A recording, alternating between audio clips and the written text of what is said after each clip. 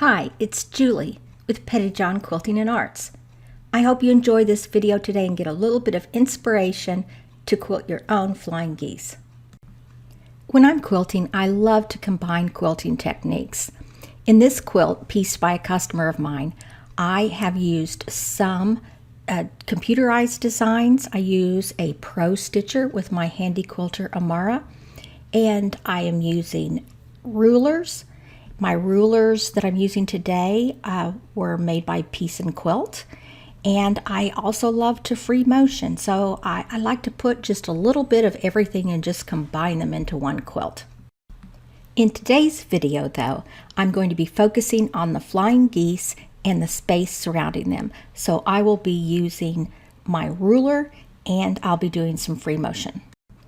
I'm being careful to line up that second curved line on my ruler to the edge of my fabric for my very first line that I'm doing. And the reason I am doing that is because you'll notice on the right side of the screen that I have already done one of my flying geese like this, and I want them to be consistent. So I noted when I did the first one where I started my first line, or my first curved line. The second, third, and fourth lines that I stitch on each side are easier to do because I use the previous stitching to line my ruler up on. But for the first one, I like to note the very first time I do it where the ruler was placed when I start, and that way I can try to make each one as consistent as possible.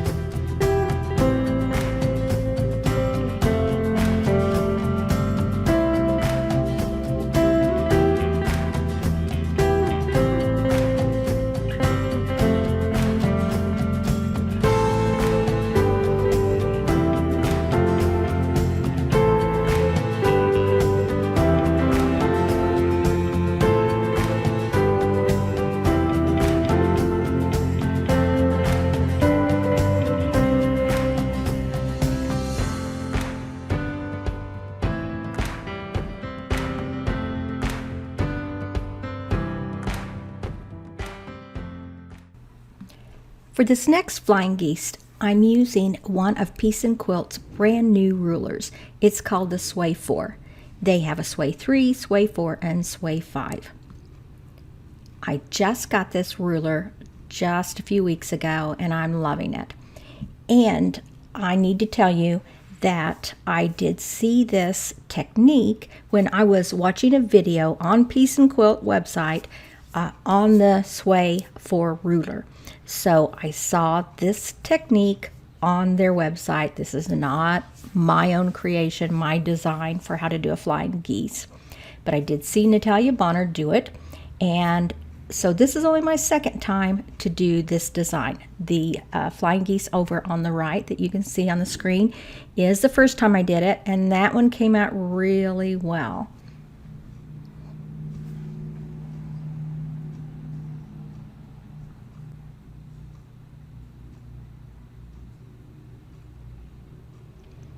I love this ruler. It's good for all kinds of things.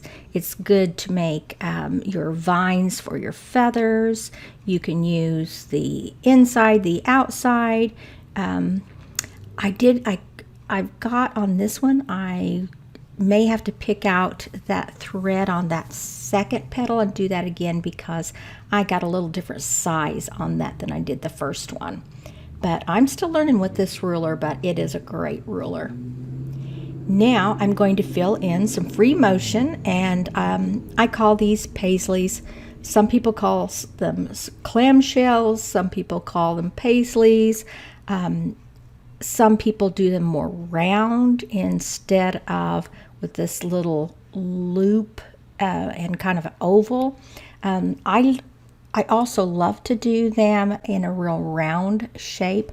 I think I just call that rounded circles or something. I don't know, but anyway, this shape, whether you round it off or whether you use it like this, is a really great filler to do and an easy one to do. But I chose to do it this way because I am using some feathers on the middle of this quilt later on. And a few of the computerized designs I'm using have feathers in them. So I thought that this shape would fit with that real well. I'm going to mention too that the star that's in the middle of this quilt, and you can't see it right now, but Mary, the customer who pieced this quilt, she took a class in my studio where I showed people how to make a lone star with the Quilt Smart fusible method. And she made her star, and then she made this fabulous quilt all around the star to showcase it. So it's a really neat quilt. Maybe on another video I'll show a picture of the whole thing. Thank you for watching this video, by the way.